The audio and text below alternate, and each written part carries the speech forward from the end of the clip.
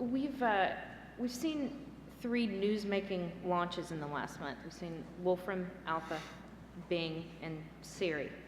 And what's interesting to me about these 3 very different services is that they're all excellent examples of what can be achieved through semantic technology. So let's look at Wolfram Alpha first. And this was a thought I had as I was playing around with it. Are we seeing the first stage of HAL? Is this the first step towards 2001? And how is the, and I think even if you ask a question that it doesn't know, every now and then it actually has the joke in there about, I'm sorry, Stephen, I can't answer that. It's Dave. How Sorry, is this Dave. engine, Dave, sorry. How is this engine valuable to those of us who don't need to solve complex math equations? Anyone? Scott? You have well, I think, first of all, I wouldn't say it's the first step. People have been working on these technologies for a long time. It's a really tremendous effort, for sure. And, I think, it's pretty clear that there are a lot of different data sources that people want to be able to ask about, whether they're scientific or, even information about celebrities, right, which Wolfram Alpha doesn't particularly cover. But people do want to be able to ask about this data. They want to be able to pull from multiple data sources to aggregate information into some kind of answer. I think we'll see more and more of this. I think we see these things as part of full search services, presented as answers ranked somewhere on the page. We'll see more and more of that. PowerSet certainly has moved along this path as well in pulling structured data in response to natural language queries. So I think we're just going to see more and more of this, and we'll see it over sort of larger and larger data sets. William, what do you think? Wolfram's a bit more in your wheelhouse, so to speak. Yeah, it certainly is. Well, it's very exciting to see. It's a tremendous effort. It's a very interesting example of direct question answering using structured data and computation, which is largely what we do. Although there's some very big differences as well. So what was the question? The question was? How is this engine going to be valuable to us? I found myself when I was playing around with it to really be struggling to come up with something to put in there because I don't need to know. I think people will find uses for it in particular use cases. So I spoke to somebody the other day who had used it to calculate when his visa expired. He'd remembered that it did a calendar date calculation, and he remembered that his visa was for 60 days. And he knew the date he'd arrived, and he used it for a calendar calculation. And certainly there are, if you look at the verticals that they've covered, you can imagine scenarios for each of those verticals where people have genuine use cases. A lot of them are professionals. So as you say, if you're a mathematician, there's some very, very good mathematics in there. So if you need to do an integral, it's an ideal tool. If you remember that it has nutritional information in, for example, which is one of the more surprising things I've discovered that it has, you remember that, and you happen to need to look up some nutritional information, then you can go to Wolfram Alpha and you can enter the food type and see it. And as it grows and as it expands, and as systems like this have more and more sources in, I guess it's possible that the boundaries between those verticals will become so large that you will be able to go there quite a lot of the time and have a very good chance of finding what you're looking for.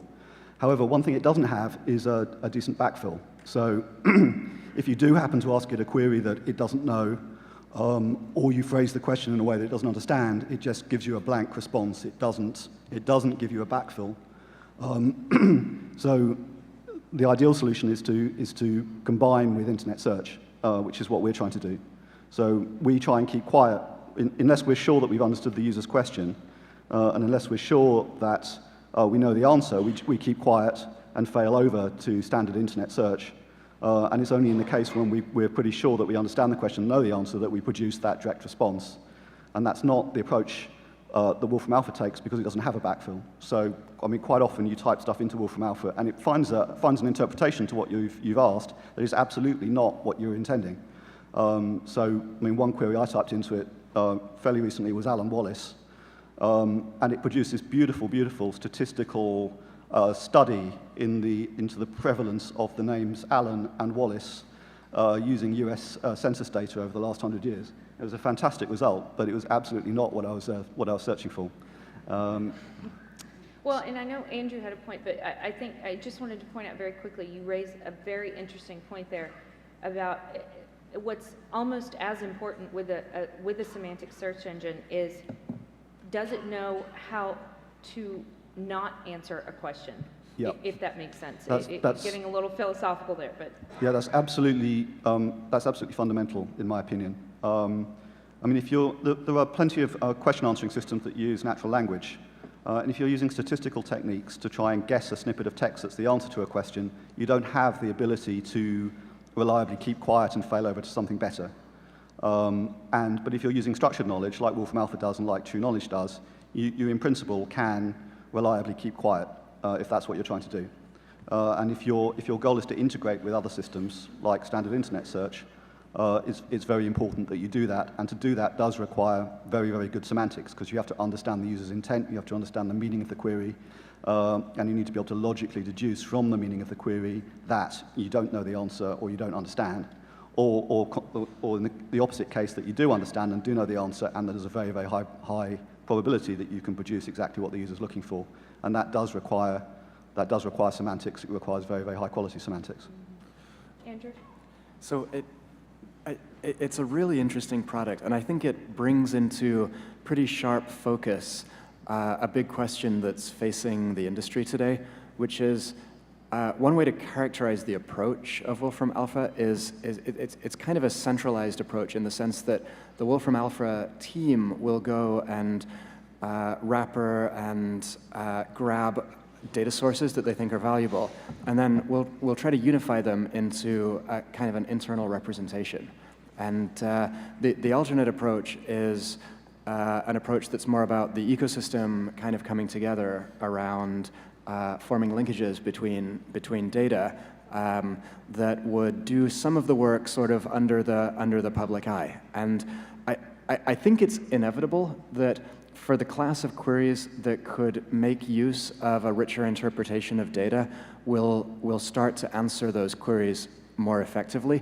But I don't think it's clear yet how much of the value add is going to come from this kind of centralized knowledge mapping approach versus this more open distributed ecosystem approach.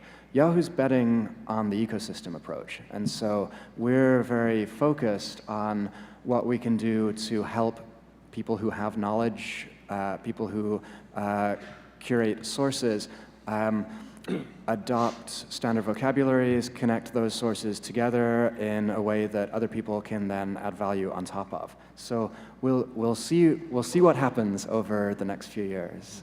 Okay. And I think to be fair, very quickly. Yeah, sorry, go ahead. Yeah, so I just want to say I certainly agree with Andrew that our inclination would be we don't want a closed wall garden.